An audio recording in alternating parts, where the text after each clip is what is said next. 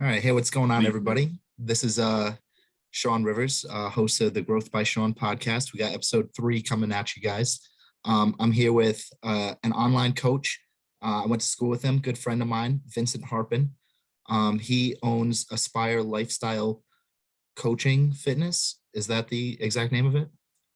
Yeah, just I'm sorry, I'm butchering it. Vincent's a super knowledgeable dude. He knows literally everything about the human body, and I'm just excited to talk to him. I know I'm really hyping you. That's you an up here, oversell. Like, I'm putting you on a pedestal here, but hey, so why don't you just give us like a quick little synopsis of kind of how you got into coaching and where your coaching business is like right now? Okay. So originally, before I was coaching at all, I was, I went to college for athletic training because I was like into sports, turned out more into playing sports than I am into like watching them, but I thought it was good. And I like the injury prevention aspect of it. So went to school for that, did like a little bit of clinical work there. Discovered quickly it wasn't really going to be the thing for me. And then when I moved to Texas, I was following my wife and I was like, I need a job. Is it going to be an issue if I swear? Because I swear. No, of course not. No, I am a big swearer myself. I was like, wow, I already want to swear. It's been like 30 seconds. So I was like, shit, I need a job. I work out a lot. I could probably train people. Yeah. So I got a personal training certification, went to Gold's. I actually don't know if this happened in this order. I might have gone to Gold's, got a job, and then got certified afterwards. Okay. Somehow, yeah. Went in one of those orders, started training people, had people complaining that they weren't getting the results they wanted, realized quickly that nutrition was really important for the results, more so than I think I was giving it credit for at that point in time. Got my precision nutrition certification so I could add nutrition in. Gold said, you can't really do that. So I was doing it like a little bit on the side. Okay. Ended up leaving Gold's to work for a supplement company, was doing sales for them in Texas, left there. And then my wife was like, hey, you should probably just like, I don't know, try to coach full time, because why not? So I took my severance and blew literally all of it, setting up a website and trying to get clients and floundering for like a full year. That's starting a business. That's it. I mean, that's the shit you got to go through. Picked up enough clients to get by, stuck with that, got more certifications, kind of refined the coaching process that I was going through. Like when I first started, I was doing literally everything on Google Documents, like just one page, and I would just write on it. It looked just like this. Well, it's easy to use, so I understand. And then started changing it up, doing a little bit more with onboarding, a little bit more with check-ins, like progress pictures, all that stuff. Quickly learned that there was a big gap between like my background with nutrition, which was bodybuilding, and what I had learned and what I had experienced coaching with a bodybuilding coach. So it was very like chicken, broccoli, rice. And then I did the precision nutrition, and that was very like, all that sucks. Meal plans suck. You really need to like listen to your body. And it was like completely the other way. It was all about like nutrition quality, not quantity. So I went from a quantity approach to a quality approach. And so now I live somewhere in the middle, and I work a lot with trying to bring the two worlds together, having the appropriate quantity for people to get the results that they want, but also have that quality aspect so people can be healthy and not feel like absolute dog shit when they're doing it.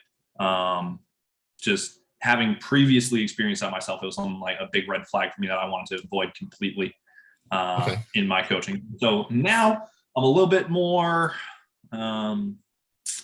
consistent, I would say, in what I'm doing. kind of how I'm communicating with clients. I figured out I was so bad at it. I hired people to teach me about it. So I went to the what's it called? NCI, Nutrition Coaching Institute. Okay. They have like a coaching coaches Yep. thing. Yeah. It basically teaches you how to be a coach, like how to come up with systems. So Yep. So I went through them. They looked at all my systems. They were like, all this sucks. Restarted that from ground level, came back up. Everything got a lot better. I mean, there's still work that I need to do on it. But now it's like, I would say I consistently have around 20 clients at any given time. Okay. And do you find that like is that like a big workload for you, or is that like you're happy where you're at right now, or how do you feel about that? It can be. It just, I don't know. It really depends. So like some people I will be communicating with every day. So we text every single day, back and forth with like pictures of what they're eating, constant feedback. Like, I think today someone sent me their breakfast and it was just like a yogurt and a granola bar. And so it's like, they send me a picture and I go, okay, well, I mean, that's good. Right now, this specific individual, we're just trying to get them to eat more. It's kind of funny. I got into this space thinking I was going to help people like eat less to lose weight. And it turns out like 99% of the time, I'm just helping people to eat more. Yes. Because like people, such a terrible baseline. Even if you were to eat like 1,700 calories of just like quality food, people don't even know like how much that actually is. Like it's wild. So what is your like target demographic that you're trying to help when you're coaching now? So now I'm really looking to help like a little bit removed from college. So I want like 30s, 40s, typically speaking, that have been dieting, failed at dieting, are getting frustrated with it, feel like they don't really have an answer to how to get where they need to. Maybe they feel like they're a little bit broken because like, oh, I've done this diet. I still haven't gotten where I'm trying to get to. Like, what the fuck is wrong with me? And just kind of help them from there and be like, well, nothing's wrong with you. Like, you've just done like X, Y, and Z. So we just need to start, putting little wins together so that way they can add up and start getting you moving in the right direction. And like education is such a big part of what I do as a coach. It's like at no point in time, I just want to like tell a client like, oh, do this because I said so. It's like, all right, that's hard. It's a tough way to communicate when it's like that. You feel like a dictator or a tyrant of some sort. So what's kind of like the biggest issue that you find when you get a new client that's onboarding? Like, what's the biggest issue that you normally have to overcome for them? Typically it's just like these beliefs that they've grabbed onto. By listening to everything, because if you go on Google and you look up like how to lose weight or nutrition, something like that, there's literally millions and millions of results. So you can go in there and you can read a ton of different stuff. And so you can come up with all these things like carbs are bad, fat's bad, people say vegetables are bad now. Like everything's bad. You can't drink water. Everything's bad. And it depends on who you listen to and kind of where you're at and what kind of beliefs you grab a hold of. And so a lot of times for me, it's just trying to get them separated and to a new like baseline of like, all right, let's just try and forget what you think you know, so that way we can start learning what's actually true, right? Because it's not necessarily that like any of these diets are wrong and that they won't work. It's more like the sustainable approach to them to try and build up what they're touting, if that makes sense. So like when you have a new client, you're like, what I'm getting is you're basically trying to switch their mindset from what they were to kind of like a new lifestyle type mindset. So like through your coaching so far, how have you become a better communicator to kind of help people to switch that mindset? Like, what are some obstacles that you've run into? Maybe like a small success story, something like that, to kind of help me understand how to how you help change people's mindset. Yeah. So I think the best way to kind of visualize it is to just kind of say what I used to do versus what I do now, right? So before, when I was onboarding a client, I was like very, very in the details and nitty gritty, right? So I would have like a very detailed plan, like, okay, you're going to eat, this many macros, try and eat this many times a day. At like breakfast, I want you to make sure you're including like eggs, pumpkin seeds, and some type of vegetable or a fruit. And like everything was very structured, right? I had a ton of structure right off the bat. So someone would come to me and I'd be like, all right, cool. Tell me what you've been through, listen to that, be like, okay, kind of pick out what I thought were red flags, and then make this whole structured, rigid program and be like, here you go. If you follow this, you'll be good to go. Yeah. But it's not really that easy. Yeah. It wasn't working, right? Yeah. And so now I do a lot more listening, I would say. So when I'm onboarding people, I ask a ton of questions. That's probably when people complain about my onboarding process, it's just how much I ask. So it's like now when I'm onboarding someone, it's like, I take the typical, diet history. What have you tried? What worked for you? What didn't work for you? Have you worked with a coach? What did you like about them? What didn't you like about them? What are you doing for exercise? What do you enjoy for exercise? What do you hate? What foods do you enjoy? What do you hate? I also send over a personality test, so that way I can get a good idea of like what their personality type is, because what does that kind of entail? It's pretty much, just like any other personality test. It is 100 questions, and it's just like situations. Oh my God. Like in a situation like this, do you do X, Y, Z, X, Y, Z, X, Y? And so that'll put you into like one of 5 personality types. And then those 5 different personality types are correlated to different neurotransmitter levels. So like how much excitatory neurotransmitters you have versus how many downregulatory transmitters you have. And then based on that, it's like you can get a really good feel for the type of person they are, right? So do I want to create wins for this person? Do I want to set up a program where they feel like they're accomplishing a new task and they're beating something every day? Or are they more laid back? We're slow and steady. We're going to build up. Hey, here's what you're going to do this week. At the end of the week, we talk again. You did that? Excellent. Here's one more thing that you're going to do. Here's one more thing. And each week you add on one thing, right? Those are like the 2 ends of the spectrum. One person, you're like hitting the pavement running. This is what we're going to do. We're going to get them wins immediately. We're going to switch up everything because they love it. And that helps them thrive and be successful. Versus on the other end of the spectrum, there's people that are like very set in their ways, very comfortable with what they're doing. And it's just slowly walking them down a path to get them from where what they're doing right now that's not working can be the mainstay. Like most of everything stays the same, but we're just going to change like little key factors so they can be successful, but not feel like they're overwhelmed.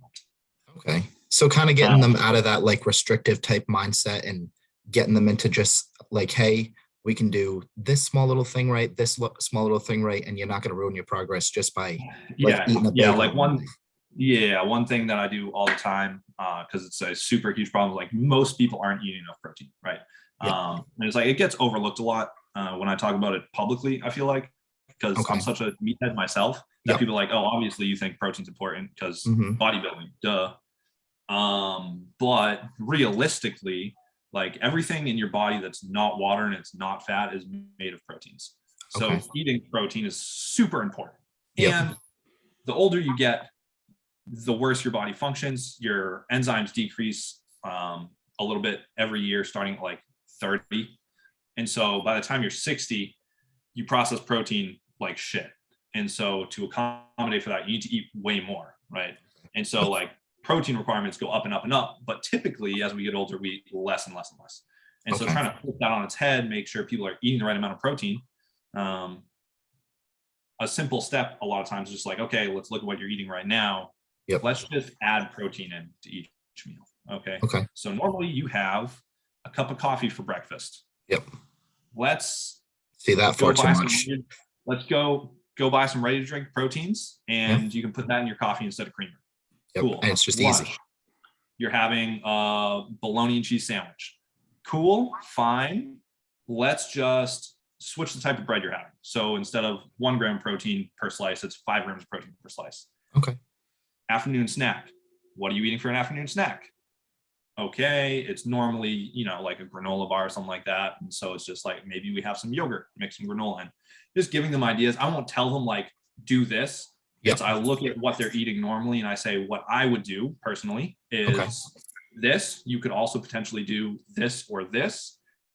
So you give them options. You give them options and then just find always give options. Yeah. Forever. I never like to just say like, do this specifically because they might not like that.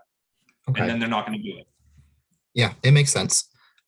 So you also have like a very extensive recipe book that I would say you're in the works of creating, perhaps. Yeah. So like, kind of help me out and help me figure out how you started coming up with all these crazy recipes, like where this began and how you keep up with them all. So the recipes started in 2016 when I did my first bodybuilding prep. Okay, I had my very rigid coach and he gave me a meal plan and I followed that religiously. Okay. And so for breakfast, I was allowed to have 1 egg. I think it was like 4 or 5 egg whites. Okay. And 1 slice of Ezekiel bread. A wild breakfast. Yeah. And I was just so sick of eating scrambled egg with hot sauce on 1 slice of Ezekiel bread that I was like, okay, I'm gonna cook the egg by itself. I'm gonna put that on the Ezekiel bread. I'm gonna take all these egg whites and I'm gonna put them in my shaker and shook the shit out of it until the egg whites whipped. And then once they were whipped, I put in a little bit of vanilla extract because vanilla extract is 0 calories. And a little bit of 0-calorie sweetener, shit out of it, put some cinnamon in it, and then I cooked it on a pan and they would fluff up. So they were like the world's worst pancakes. But to me at the time, they were phenomenal. They were, well, like the more strict your diet is, the better tasting anything becomes. Yeah. So at the time, it was so great. Like right now, I would hate them. But if I'm on the tail end of a bodybuilding prep, I might make them. I mean, realistically, I wouldn't right now because I wouldn't do that to myself. I do things so differently now. But that recipe is in there, and that was like the OG recipe is just 0 carb, 0 fat pancakes.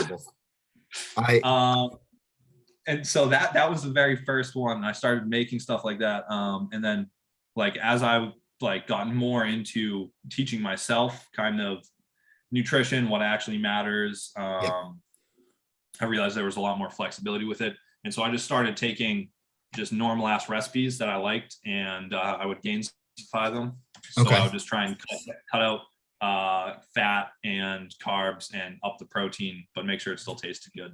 Okay.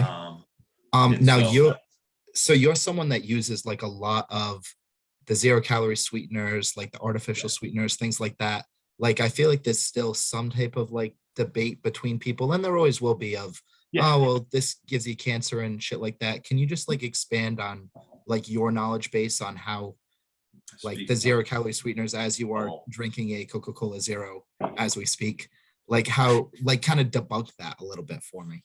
Yeah. So, honestly, if anyone wants it like very thoroughly debunked, I'll defer to people that are smarter than me. If you go to Lane Norton's website, he has like an entire article where he references like 60 plus papers on it and why it's not actually bad for you. But the like key points that I would go to are a lot of people talk about like, oh, it causes cancer because like phenylalanine can cause cancer. But the study that they refer to was done in rats where they gave them, I want to say it was 10 or 100 times or 100,000 times more than you would normally have. So like for me to consume that amount, I would need to have, I think it's something like 200 of these every single day. The 216 ounce cans of Diet Coke. Yeah, I would have to have that much for it to be that effect, at which point I would die of drowning from drinking so much before I died of the cancer. So it's like the cancer argument is kind of bunk. It's just a stupid study that people took out of context. You literally get more of the chemical that they're concerned about in broccoli and like most other foods than you do in a single Coke. So it's just like, from that aspect, I think it's stupid. People will say that it'll ruin your gut microbiome. The gut microbiome is like blowing up now. We don't know shit about it. So people are exploiting that in the fitness space. And they say like, oh, artificial sweeteners mess up your gut microbiome. Yep. And again, you would expect to see downstream effects of that, right? So like if my gut microbiome is messed up, I'm not going to absorb nutrients. My body's going to have negative effects from that. You're going to have like some weird digestion. Speaking. Yeah. Like I was going to say, even hormonally speaking, because so much of that is tied in with your gut health. But what they did is they have this study where they had people consuming diet sodas, which are, artificial sweeteners, or water, and they took their blood work before and after, and there was no changes. Like there was no negative effect of it. Oh, wow. Okay. In the study, the only change that they found was the group that was consuming diet soda lost a little bit more weight and kept the weight off. Okay. More effectively. So it's like, if you look at the study that was actually done, all you're going to find is that like it might help you lose weight. Okay. Maybe. Which isn't, I'm not saying like it's a weight loss product, obviously. It's just like, if you're going to postulate on why that would happen, you can kill your sweet cravings with it, right? So if I have a diet soda right now, I might have this instead of going to my pantry and eating some type of a snack, right? Okay. And so that could correlate to less calories consumed, which can relate to weight loss. So from a like gut health standpoint, there's nothing to suggest it's actually bad for your gut health. From the cancer standpoint, there's nothing to suggest that it actually causes cancer any more than anything causes cancer. And then the last one is people will say it tricks your body so that when you spike insulin, but there's no sugar left, so you become insulin resistant, which is just totally false. Your body's not fucking stupid. When you have artificial sweetener, there's no spikes in insulin. It just doesn't happen. Now, have you ever had a client that actually does have like a gut issue or anything like that you've kind of had to like work around, or just because it's an interesting like small percentage of people that might have this issue. I was gonna say there's not a lot of people that have like true gut issues. So I've had two people that I've worked with that had gut issues.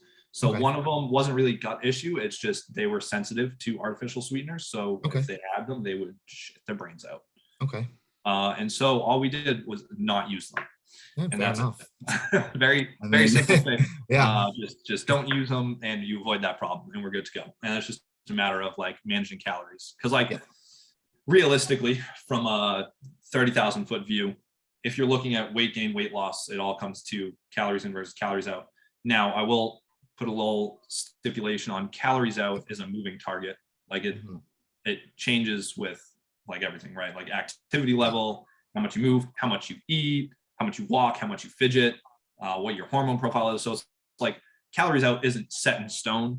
So when people say like calories in, calories out doesn't work because I'm eating a deficit, I'm not losing weight, you're just not in a deficit because your calories out is wrong. So you could just be laying on the couch for 10 hours a day. And I mean, that's an extreme stance. For sure.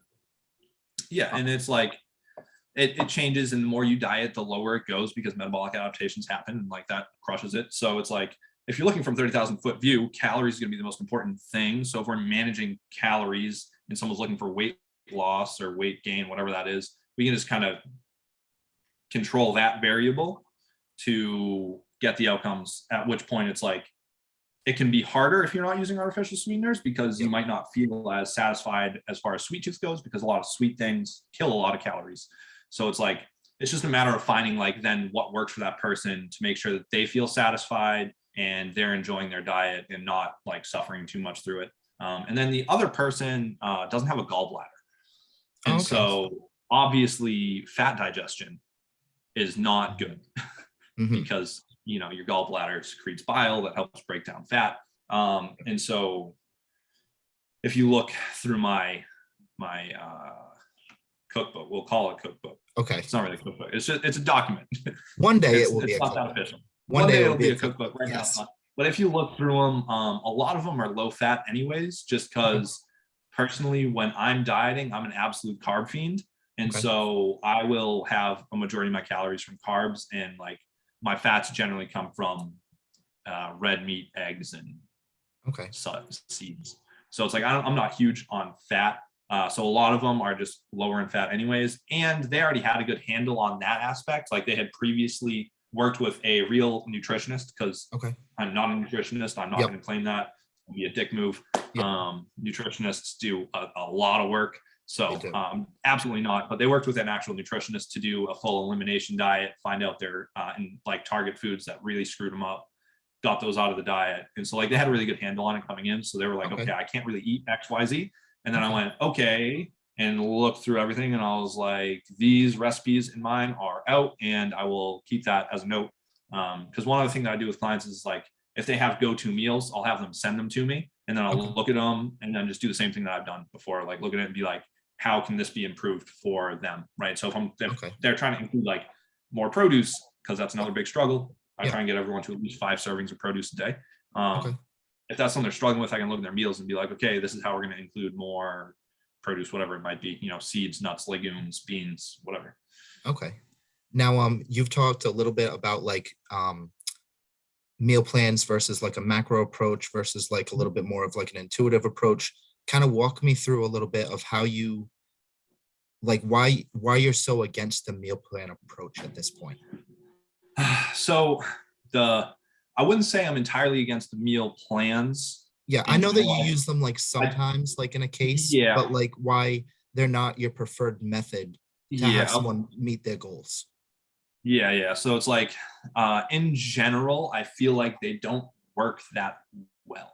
Like they work really well when you're doing it, but it's like, if I make a meal plan, for starters, I'm not a nutritionist, so like I can't make a meal plan. But if I was to make a meal plan and then give it to someone and say, hey, eat this to get desired result, and they get desired result, then meal plan goes away, then they don't know what they're doing. Like they didn't make any of the decisions to get to where they're at. So how are they supposed to make decisions to stay there? You're not educating them at all. Yeah, I would say there's just no education component to it. It's, hey, here's this meal plan, do it and you'll be successful. Don't do it and you won't.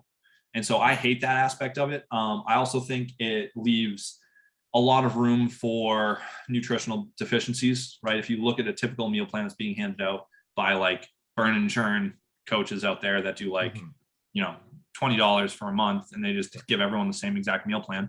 You look at that meal plan and it's like chicken, rice, broccoli, sweet potato. What is in every meal plan ever? Chicken, rice, sweet potato, broccoli, maybe some green beans. Probably a protein powder. Yeah, protein powder. That's about the extent of it. Maybe some eggs or some egg whites. Oh, there you go. Yeah, egg whites. You might get oats. Maybe oats eggs, in there. Oats. Might get like a half a cup of blueberries. Maybe. And so if you're like, lucky. You're super limited on the like number of foods you're getting. And so by doing that, you're super limited on the amount of vitamins and minerals that you're getting, the amount of phytonutrients that you're getting. And so you're really not setting your body up to be healthy, right? So if you take a meal plan, I actually did this with a client that I brought on semi recently. They sent me, because they were with a different coach before me, and they were like, I hate my life. Please help me. Here's the meal plan that I was following. And so the first thing I did is I literally just took a meal, like a food tracking app, and I plugged in the entire meal plan. And then I went to a detailed breakdown and went right down to the micronutrients. And I think like 4 of them were at or above 100%, and the rest were not. And so it's like immediately off the bat, even if their macronutrient needs are met, they're going to feel like shit, because you're not going to have like any of the cofactors that are needed to accelerate any process in the body. So it's just like, by creating nutrient deficiencies, you're setting them up for failure in the long run, because again, once they get to the end of this, they get to their desired body weight, which is always like what people are looking for. they're going to eat food. They're going to have crazy amounts of cravings because they've been restricted. They've been on this one meal plan. They haven't been able to eat anything. So they're going to go ham. They're going to eat things that they haven't been able to eat. So their macronutrients are going to go through the roof. They're going to gain the weight back. They're going to bloat up. Plus, they're going to have additional cravings because their body is going to be craving all of these micronutrients that they've been missing. And so they're going to want to eat a lot of those foods. And introducing all this stuff at one time is going to cause digestive issues. And so on top of gaining weight and feeling like shit, they're now going to be shitting and just generally in a really bad spot. If you are an extreme case, like I was my very first bodybuilding prep, I just hammered the food, hammered it. I gained like after the show, like 3 weeks. Completely after. Yeah. Okay. Yeah, completely after. So, well, here's the thing. I was given one cheat meal. Okay. During my prep. I think I did a 4-month prep and I had like one cheat meal and a couple refeeds, but on that cheat meal, it was on my birthday and I was super excited. And I ate 18 slices of deep dish pizza, a pint of ice cream, 2 liters of soda, and like 8 cinnamon rolls. All in one day. Yeah, that's a little man versus food going on right so, there. Like my stomach was just out to here and it literally hurt to breathe or move. I couldn't sleep that night because I was in so much pain. Oh my God. But it was just like once I started eating, I just couldn't stop myself. Even after I was like, I'm obviously full, like my stomach's like hard to touch. And I was still just trying to shove food down. So because you didn't know when you were going to get it again. Yeah, because I didn't know when I was going to get it again. Yeah. I don't know if you want to get into like the whole like mental health issue with it too, but like along the way, we can, of course, disorders. And so like by the end of the show, I was binging and purging on a regular basis. Like I had to remove all nut butters from my house because I would literally eat a whole jar of it and then puke it out, which was a terrible experience. And so it was like, all of this was because I was just so restricted and so set on the plan that I just wasn't allowing myself to do anything. If I raised any like issues to my coach, it was just the typical kind of response that you get in bodybuilding where it's like, it's part of the process. Like it should be hard. Okay. If everyone could do it, they would do it. Not everyone can do this. Just grind through, blah, blah, blah. All that. Now, stuff. Is that, no, you go, you continue. Sorry. I would say, and then at the end of the show, yes, I went absolutely off the rails. I blacked out in the bathroom at Boston Burger Co. after the show. Wow. Oh my God. I ate so much and my insulin spiked up and I passed out in the bathroom and I was just like sweating puddles onto the floor. Luckily, my buddy was going through nursing school at the time and he was there to take care of me, got me. All right. Jesus. But yeah, that's a scary experience there still. Yeah. Horrifying. Yeah, absolutely horrifying. So how did you kind of pull yourself out of that? Slowly. Like your 3 weeks post show plus 30 pounds. What did you do from there? When did you kind of realize, oh my God, this is like really, really bad for me? Well, when I realized it was really, really bad and I needed to really reel it in was because I thought that like the afterwards was just a fluke. I was like, oh, I was dehydrated, peak week, blah, blah, blah. I made excuses to myself so I could keep eating whatever. And I just kept eating whatever. And then I woke up one day and I looked at my ankles and I was like, what the fuck is going on? What's good with my ankles? They were so swollen. It was literally from my knee down to my ankle was just a cylinder. And so I grabbed it and let go. And it was just a handprint sunk into my leg. And I was like, this is pitting edema. Yeah, that's a problem. Yep. And it scared the shit out of me. I was like, can I make myself diabetic? Oh my God. Do I have diabetes now? Yeah. And at the time I was like, and it's a scary, you automatically think worst thing. Yeah. Worst case scenario in my head. I was horrified. I was like, I destroyed my body. I felt like shit. I gained a ton of weight. So like, I wasn't even happy with how I looked at the time. Okay. I was trying to like kick the eating disorder to the side at the same time. And it was just like, I don't know how long, honestly, it took me to get back to baseline, but it was just like trying to remove myself from like what my thoughts were about physically, like what I looked. I just had to remove myself from like the whole progress mindset, bodybuilding, work hard, grind, it should hurt, all that bullshit. Kind of kick that to the curb and be like, wow, I'm gonna fall apart if I don't take care of myself. So I started trying to like dial back how much I was eating and like eat things that I know I should be eating. Okay. And then when I was like hungry, eating, but not eating until I felt like I was going to burst, because I was so down the road at that point in dieting that my hunger response didn't come back for ages. I can't tell you how long it took. Yeah. But it was like, if I ate until I was full, I was eating until I couldn't move. And that lasted a while. So I had to like portion out my food and be like, this is a normal portion. I'm going to eat this and I'm not going to eat anything else. I'm going to just leave the wherever the food's at, because I will go up for more, because the self-control has been terrible at the time. And so I was like just doing small things like that until I started feeling a little bit more normal. And then I was like super excited when my hunger response came back. Yep. I was like, when that happened is when I was like, okay, hold on. I might not be broken forever. Yeah. Like I might not be fucked. Yeah. I might be okay. And so then things like slowly started getting back to normal. Okay. So like, let's say that we have someone that's going to enter like their first bodybuilding competition. They're grinding away. They hired a coach. It's very restrictive. What advice are you going to give them to not fall into the same kind of trap that you fell into?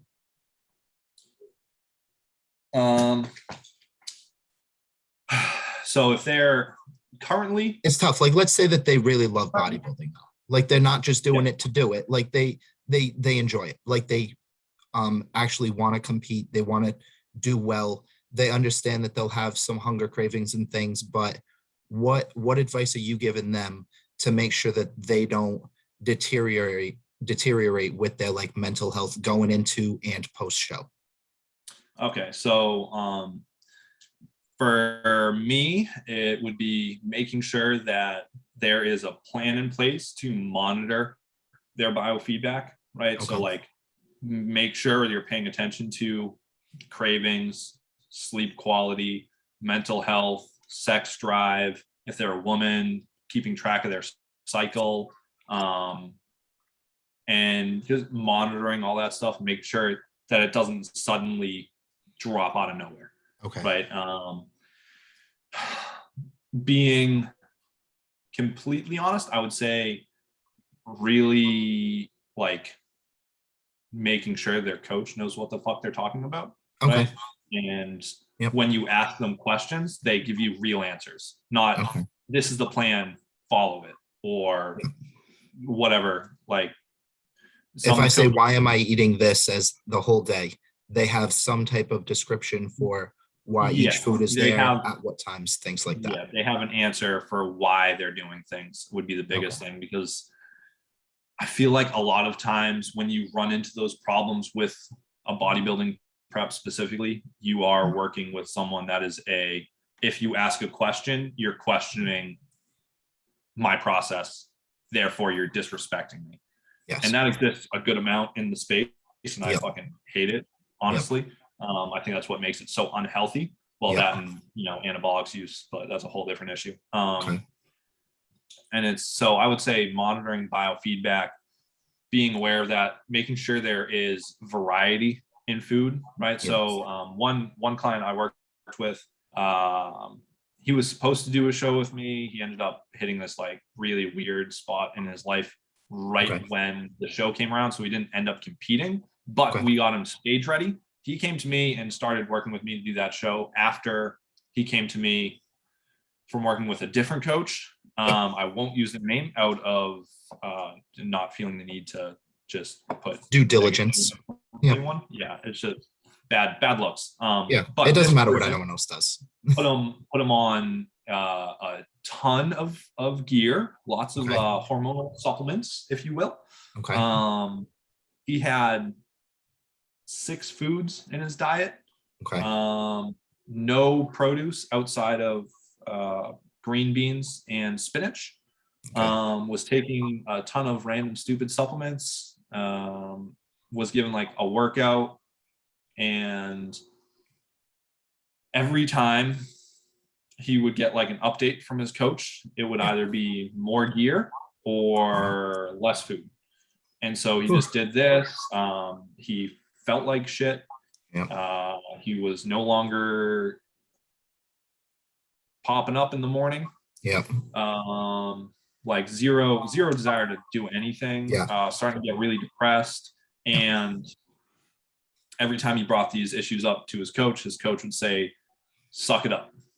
Okay. It's supposed to be hard. It's a grind. You just got to grind through. You just got to push through. Just push through. Just push through. Only the tough people make it. All that kind of bravado. And so he came to me and I went, I don't know if I'm going to be able to help you. I'm going to be honest. Okay. I don't have experience with the whole hormonal side of things. We'll see what we can do. You need to go get blood work right now, because his coach wasn't having him get any blood work. If that, I will say that if you are using anything, blood work every 3 months for sure. If they're not doing that, they're being irresponsible. So I had him immediately get blood work. He was pretty jacked up. Immediately made him eat a lot of food, tons of food. Put in a lot of variety, made sure he was getting in a bunch of different colors to try and make up for the lack of micronutrients that he was getting. Now, was that just a slow increase? Was that just a slow increase, or did you just kind of pound food right away? How did that kind of, just pound food? So when you're coming out of a diet, I would say that there's two approaches that you can use, really. You have a recovery diet, which is clinically the most effective diet, which is you take what their calculated metabolic rate is and you make them eat that much food now, because it gets your metabolism back up and running, you get your body functioning the best, the fastest. However, you put on the most body fat that way. And where he was at was so unhealthy that I was much more concerned with his health, and he was much more concerned with his health than what he looked like. So we had that conversation. I gave him a couple different options, and he said, I'm scared that I'm going to end up in the hospital. I need you to fix me. And so we put him immediately on like full calories, making sure he was getting a lot of fat, because he was only having like 10 grams of fat a day. It was horrible. So took him, tapered him off hormones that he was on down to a certain level, took a lot of them out eventually. And then had him go get blood work again. We did this a couple times until he was at a point where we got him off everything that he was taking, and he was eating everything, and we kept him there eating that same amount of food and increasing the like types of foods he was eating until he felt good. And that's we did that all. We got him feeling good and like actually like a human being, and so he wasn't miserable. And then he then said that he wanted to do a show and like prep with me so we could go through and do things more I would consider it intelligently. I can't say more intelligently. There's a place for it. There are people that they want the help. That's not on me. I can't say it's more intelligent. You can't throw them just under the bus when someone wants to be on the Olympia stage, something like that. And it is quote unquote the grind. You need a 365 lifestyle for something like that, not to take anything away from someone like that. I was gonna say there's time and a place for everything. But your approach and the people that you're trying to help, much different. When it comes to bodybuilding, I like to say I take a health and training centered approach. Right? So it's like in my head, if you are natural, the best way to build muscle is to be healthy, right? Because your body needs to say, hey, we have this excess energy and this excess amino acid pool that we can put to muscle. So getting the most from the food that you eat is important. So your gut health is important. Having the calories is important. So eating is important. And obviously consistency is always the most important thing above everything. So it's like, by being as healthy as possible for as long as possible, you're going to get the most results that way. And then the same thing when you're losing weight, being healthier and having a healthier hormone profile is going to be way more beneficial. So it's ideal to keep your body as healthy as possible. How are we going to keep the body as healthy as possible? Make sure it's getting enough fiber and prebiotic fiber, so that way your digestion stays good. Make sure you're getting all of your vitamins and minerals, so that way all your processes function properly. Make sure you're getting enough sleep, so your hormones are good, so that way you're not getting crazy ghrelin spikes and decreases. Make sure everything, basically, if you try and stay as healthy as possible, as long as possible, you're going to feel way better. And Yep. the results, I think, are going to be better because you're healthy. Yep. Now, you said the word natural. I know you're lifetime natural, lifetime drug-free. What does like the word natural for you mean? Just because I feel like it means a lot of different things to a lot of different people. Yeah. I was going to say, I've had people say that I'm not natural because I use dietary supplements, which, like, if that's how you want to describe it, that's fine. For me, natural is just like no hormonal assistance of any type, be it oral, injectable, anything like that. So like SERMs, SARMs, pro hormones, steroids, any anabolics are out of the window. None of those. So what made you want to stay natural, like just for you? Health. Okay. For sure. Yeah. Okay. And honestly, it's like I would be lying if I said there wasn't like temptation to mess around with that stuff. Yeah. Because everyone wants quicker, better results. Yeah. I was gonna say, like, you get to a certain point and it's just like everything goes so slowly. It's like, oh, I want to get bigger, but like it takes so damn long. And then you see other people and they're like, I think I just saw someone posted recently and they put on like 15 pounds in 6 months and got way leaner. And I'm like, unreal how much it changes things. And having like a little bit of experience helping people that are using that stuff. Like, I have been able to see firsthand like how crazy like fast progress can be. And so it's like in the back of my head there's that little voice that's like, I could have that. But then like in reality it's like I don't have actually that desire to do it, right? Like my only goal in life isn't to be jacked and huge and get to the Olympia stage. Therefore, in my opinion, it's not like worth it, you know. I think there is like a time and a place. Like if someone's hypogonadal, obviously like going to a clinic and getting proper TRT is totally fine. And I have no problems with that. I actually advise someone to go see a doctor and get put on TRT after they send me their blood work. I wasn't working with them at all. They just know me and know that I'm a bit of a nerd. And so they were like, hey, can I send you my blood work? Because I think that like it might be an issue. And I looked at it and I was like, you need to see a doctor. So they went and they got TRT and they feel a lot better now. Cases like that happen. Well, HRT, hormone replacement. So like there's a time and a place for it. I think as like a performance enhancer, it just doesn't appeal to me that much because I care a lot more about like being really healthy and having like a really long health span, right? When I'm 60, 70, I still want to be able to run around and be active and enjoy life. And I think that like the more studies that are coming out have more and more promising support for not needing to do anything like that.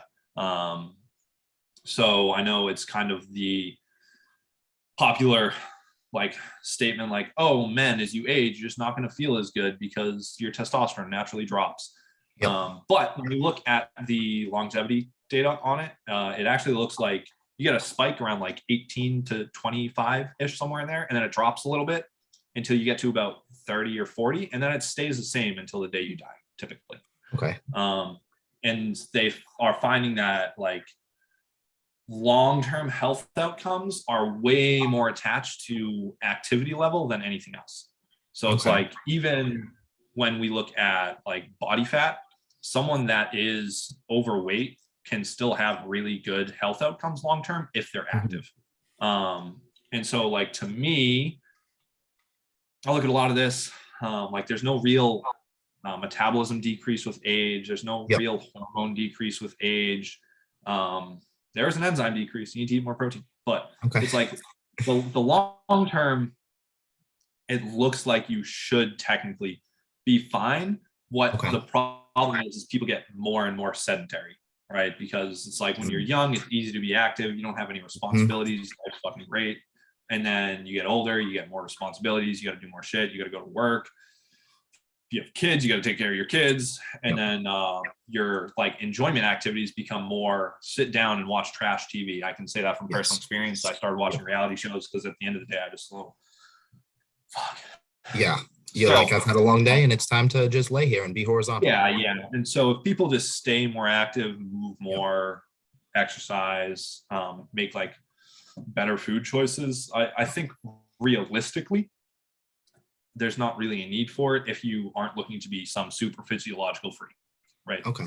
If you're happy just like being a really fit, healthy indivividual, I think that is totally maintainable for your whole life. Just naturally. Granted, I'm only 27, so time will tell. But I know some people in their 50s and 60s that are doing really well, and they don't use anything. So. So how do you get when you have a client and you need to increase their activity level, what are some of the things that you do for them to help them increase that activity level? When you have someone that's got like a very busy lifestyle. I'm a big walking type person. So realistically, in your day, you're going to have a handful of times where you can get up and walk around. My go-to tips for getting more steps in is everyone uses these stupid things all the time, myself included. Screen time is absurd. If you go to settings and look at screen time, it can get crazy. And so I'll say whenever you're texting or on the phone, pace. Okay. Because that's an easy thing. You don't need to be sitting still to use the phone. So it's very easy for me to just get up and I can walk back and forth here and text or walk back and forth and scroll through social media. I advocate for 5 to 10 minute walks after you eat. So after you eat, if you do that, it's found to have really, really, really good effects on your blood sugar levels. Some studies have showed it to be twice as effective as metformin, the insulin drug. So I'm a big advocate for that. That's a really easy way to get steps in. If someone's like really inactive, some like wake up 30 minutes earlier and go for a 30-minute walk. I try and keep them as low barrier as possible. So like for me, that's not one I'll suggest until we've kind of exhausted all of their options. Because if someone doesn't want to wake up and walk, it's going to be like a big hurdle for them. For me to say, you need to go for a 30-minute walk. Like 30 minutes seem consuming. If I say at your work desk, because so many people are working from home, right? This is one that I found really good success with, is I say, get a clock. You can go to Walmart. You can get one for like $10. An alarm clock. You put it on the other side of your room and you set an alarm for every 30 minutes. So every 30 minutes, that thing goes off and you have to go shut it off and walk back to your seat. And just that little pace right there, every 30 minutes throughout the day is going to add a couple thousand steps in. And so like little things like that, it's a lot of times just like looking at the structure of their day and being like, where can we find more steps? Do you have a break room at work? Put all of your food in your break room. So if you need a snack or lunch, you have to walk to the break room and walk back. So to kind of close out for today, where can people find you if they want to touch base with you for your onboarding process, kind of link up with you for like your coaching and things like that? So I'm on Facebook, Vincent Harpin. I'm on Instagram as Vincent Harpin. And I have a Facebook group. It is called Personality-Based Fat Loss Secrets. That is a closed group. So if you send an invite or send a request, I'll go in, look through answers to a couple of questions, see if it even makes sense for me to be in there, approve that. And that's it. Those are the only places I'm at online. All right. Sweet. And then one more thing to kind of help close this out as well. So let's say someone can't afford like coaching or anything, but they want to start to live like a healthier lifestyle. What are 3 quick, easy tips that you could give someone to kind of start today that you would advise someone for? 3 things that I end up telling everyone, no matter what. When in doubt, protein first. Produce of some type with each meal. And I always have to clear up produce doesn't mean vegetables. Produce is vegetables, fruits, nuts, seeds, legumes. Anything Okay. comes out of the ground. Produce with each meal. Yep. And just walk more. Honestly, I think walking is like the most underrated thing anyone can do. It's the only activity that increases activity level and increases recovery. Like it's parasympathetic in nature. So like it helps with rest and digest, but you get to move and be active during it. So like get outside and walk. Honestly, it's such a like lame piece of advice, but it could do. But still, the simple wonders stuff works. The simple stuff really works. It really is. The simple little things will make all the difference, honestly. All right. Well, awesome. Thank you for coming on today. I really appreciate it. And then I'm sure that we'll touch base soon and we'll go from there. But yeah, I really appreciate having you on today. I appreciate you asking. It was fun. It's always fun to talk about the stuff that you enjoy, honestly. So sweet. Awesome. Enjoy your day. This was Growth by Shawn podcast, episode 3. Like, subscribe, leave me a review. It helps me out. And this will be up Wednesday or Friday. We'll go from there. All right. Sweet. Yep, that's it. We're good. Awesome. Anything else you need from me or good? Nope. All right, sweet. Hey, I really appreciate you coming on for me. Yeah, for sure. Right. Let me know if you I don't know, want to do anything in the future. If you want to do one like of course. on bodybuilding or something. Yeah, we can get it more specific if we need to and just go from there. You know, if you have a topic that you want to talk about, go a little bit more in depth. I just kind of wanted to touch base and just let the conversation kind of flow. Yeah. Yep. So, actually, before I hop off, what are you doing right now for work? I know you're a personal trainer at the gym. Yep. So I'm training at the gym in Foxborough, and then I'm bartending as well right now. So I'm doing both those things right now. Yeah. So it's not too bad. I'm looking to move around like February. So I'm kind of just trying to rack everything up until then and then go from there. Well, me and my buddy were taking a cross country trip for about a month in January. So we're gonna go find me a spot to live. That'll do. Where are the podcasts posted up? So I'm gonna post it on Apple and Spotify. Okay. If you send me the link just to your podcast like landing page, I'll pop that up in my group. Yeah, sure. All right. I'm gonna try to edit it today. I don't really think I'm gonna need like an edit. I like to kind of just put it out like raw. We didn't have like too much like a blank space or anything in between or nothing like that. So, but yeah, I'm gonna try to do that today. If not, I have time Friday morning. I'm gonna do it, and then I'll post it. And then as soon as it's posted, I'll put it on like Instagram. I'll tag you. I'll put it on Facebook. I'll tag you, and then I'll send you the link to it. Cool. All right. Sweet. Good. All right. Have a good one. All right. You too. See ya. Bye.